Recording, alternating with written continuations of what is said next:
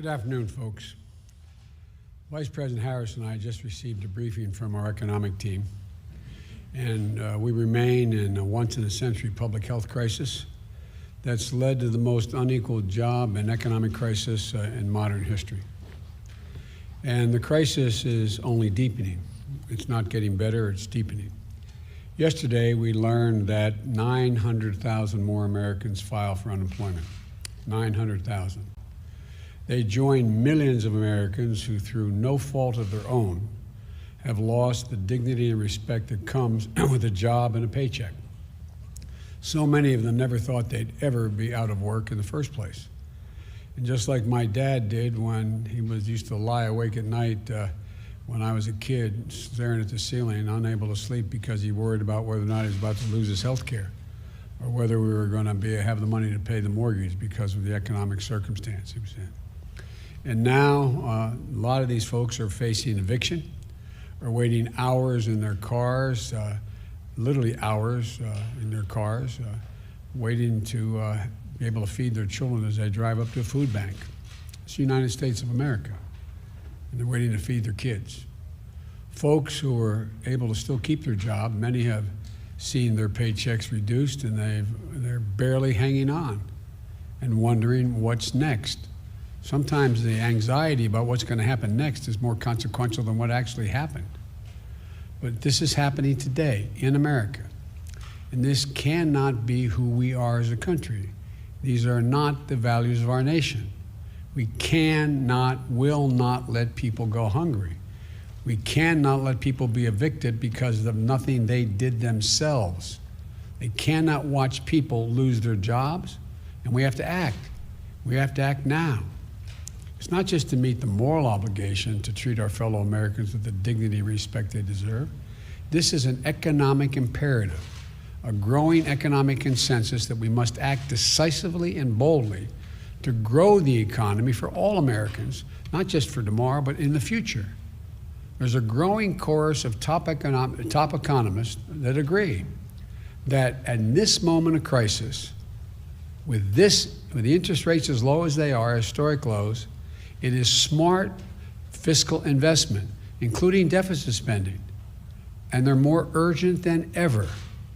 And that return on these investments in jobs and racial equity is going to prevent long-term economic damage and benefits that are going to far surpass their cost. If we don't act, the rest of the world is not standing still in terms of their competitive advantage or their competitive possibilities relative to us.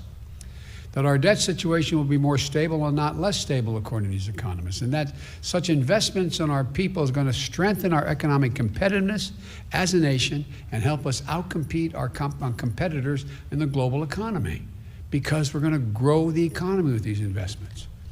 While the COVID-19 package that passed in December was the first step, as I said at the time, it's just a down payment.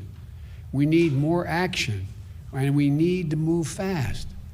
Last week, I laid out a two-step plan of rescue and recovery to get through the crisis and to a better and stronger and more secure America. The first step of our American Rescue Plan is a plan to tackle the pandemic and get direct financial relief to Americans who need it the most. In just a few days, it's just been a few days since I outlined this plan.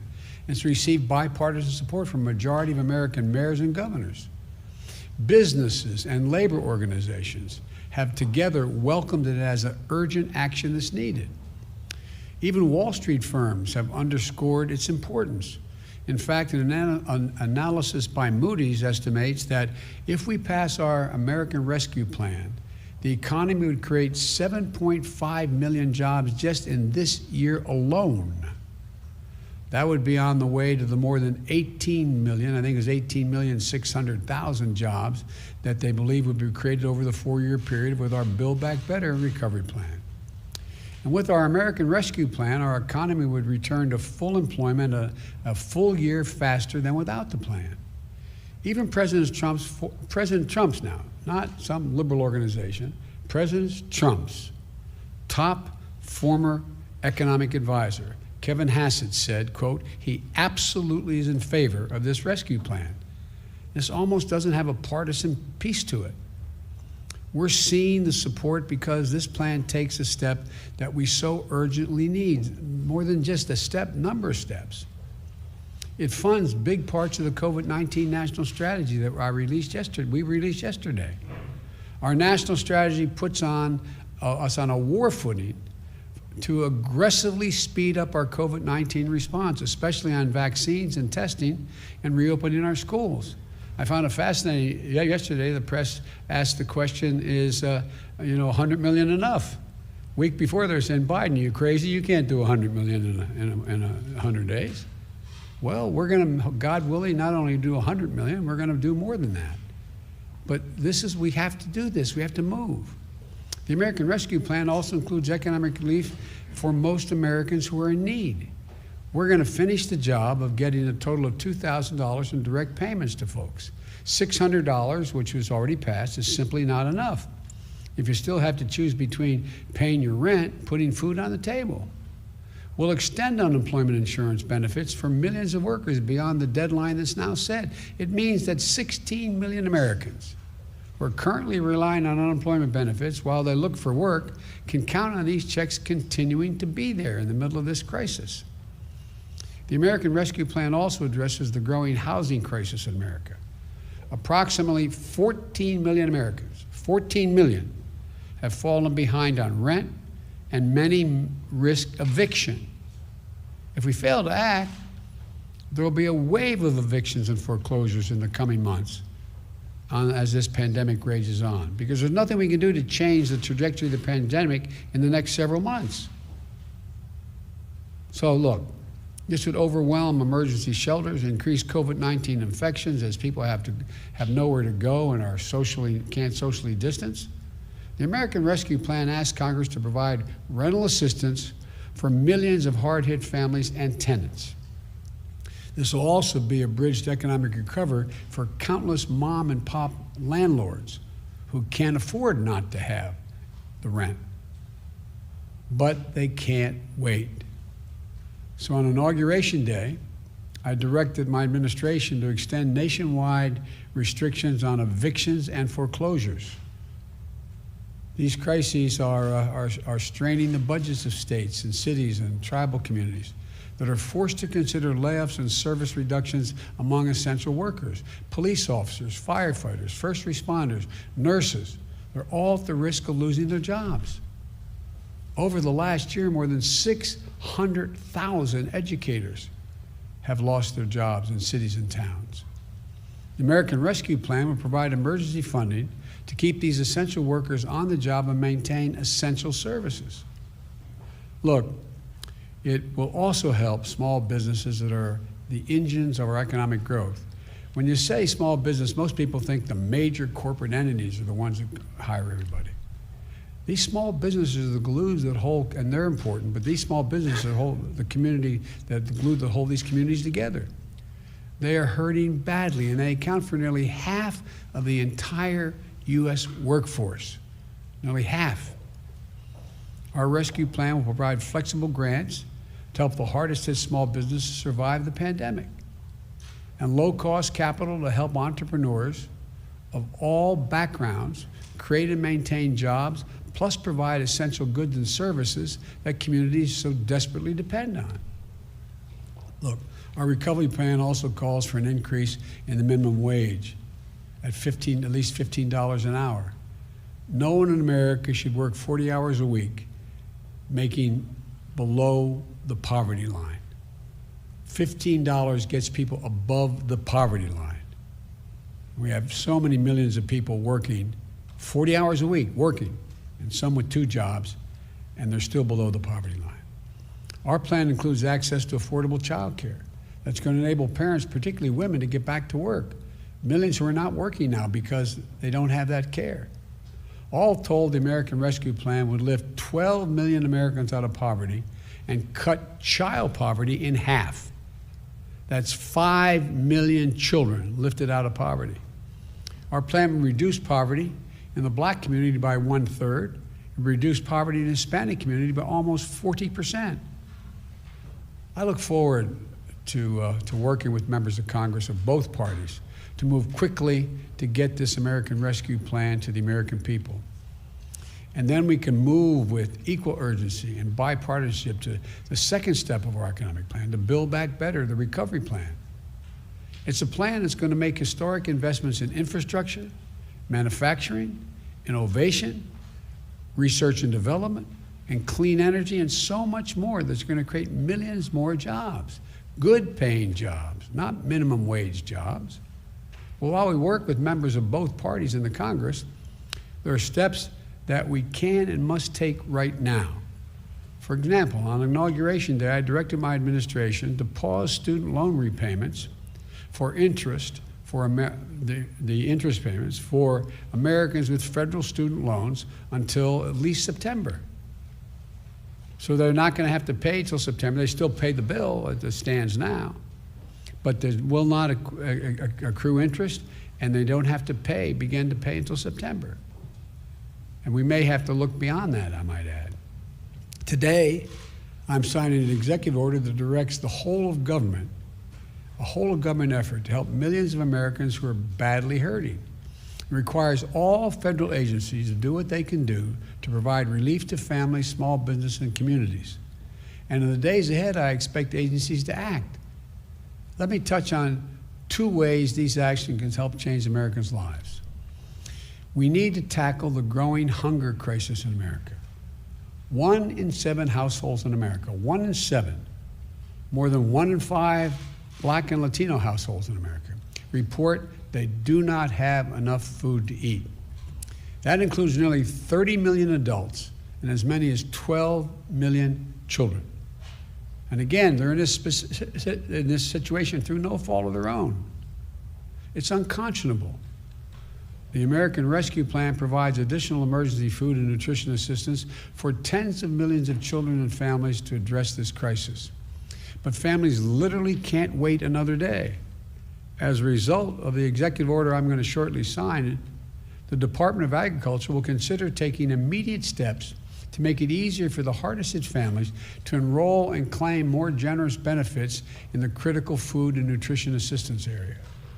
This is going to help tens of millions of families, especially those who can't provide meals for their kids, who are learning remotely at home, are not receiving the regular meal plans that they have at school for breakfast or lunch. We also need to protect the health and safety of the American worker.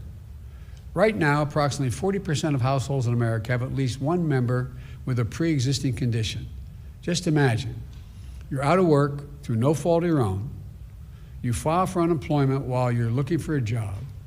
You find one, and you get an offer. But then you find out there's a high risk of you getting infected with COVID-19 because of your condition. You and your loved ones have ever even greater risk of death and serious illness because of the pre-existing conditions. So you turn it down. Right now, if you did that, you could be denied unemployment insurance because you're offered a job, you didn't take it. It's wrong. No one should have to choose between their livelihoods and their own health or the health of their loved ones in the middle of a deadly pandemic. Because of the executive order I'm about to sign, I expect the Department of Labor to guarantee the right to refuse employment that will jeopardize your health, and if you do so, you'll still be able to qualify for the insurance. That's a judgment the Labor Department will make. Look, there are just two consequential ways that the action I'm taking today will help people in need. Another way to help approximately 2 million veterans maintain their financial footing by pausing federal collections on overpayments and debts. Another makes sure that federal contractors who are receiving taxpayers' dollars provide their workers with the pay and benefits they deserve. These are places where federal tax dollars are administered, are being made available to build things from ships to staircases. And the federal government lets the contract, and we're going to make sure that they buy American and are made in America. And here's another. Right now, there are up to 8 million people that are eligible for direct payments from the CARES Act and a relief bill passed in December. They're entitled to those payments, but there's not an easy way for those folks to access them. So we're making it a priority today to fix that problem and get them relief they're entitled to. Look, I'm going to close and summarize this way. A lot of America is hurting. The virus is surging. We're 400,000 dead, expected to reach well over 600,000. Families are going hungry. People are at risk of being evicted. Job losses are mounting again. We need to act. No matter how you look at it, we need to act. If we act now, our economy will be stronger in both the short and long run. That's what economists left, right, and center are telling us. Both liberal and conservative will be better and stronger across the board. If we act now, we'll be better able to compete with the world. If we act now, we'll be better able to meet our moral obligations to one another as Americans. I don't believe the people of this country just want to stand by and watch their friends, their neighbors, coworkers, fellow Americans go hungry, lose their homes, or lose their sense of dignity and hope and respect. I don't believe that, especially in the middle of a pandemic that's so weakened and wreaked so much havoc and caused so much pain on America. That's not who we are. The bottom line is this: we're in a national emergency. We need to act like we're in a national emergency. So we've got to move with everything we've got, and we've got to do it together. I don't believe Democrats or Republicans are going hungry and losing jobs. I believe Americans are going hungry and losing their jobs. And we have the tools to fix it. We have the tools to get through this. We have the tools to get this virus under control and our economy back on track. And we have the tools to help people. So let's use the tools, all of them. Use them now. So I'm going to sign this executive order, but let me conclude again by saying, folks, this is one of the cases where business, labor, Wall Street, Main Street, liberal, conservative economists know we have to act now, not only to help people who are in need now, but to allow us to be in a competitive position worldwide and be the leader of the world economy in the next year and 2 and 3 and going forward. So thank you. I'm going to sign this executive order.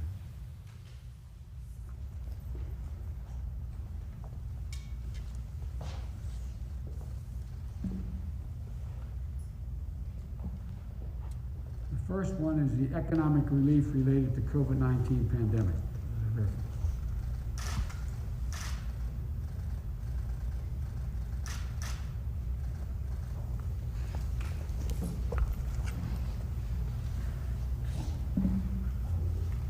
The second one is protecting the federal workforce.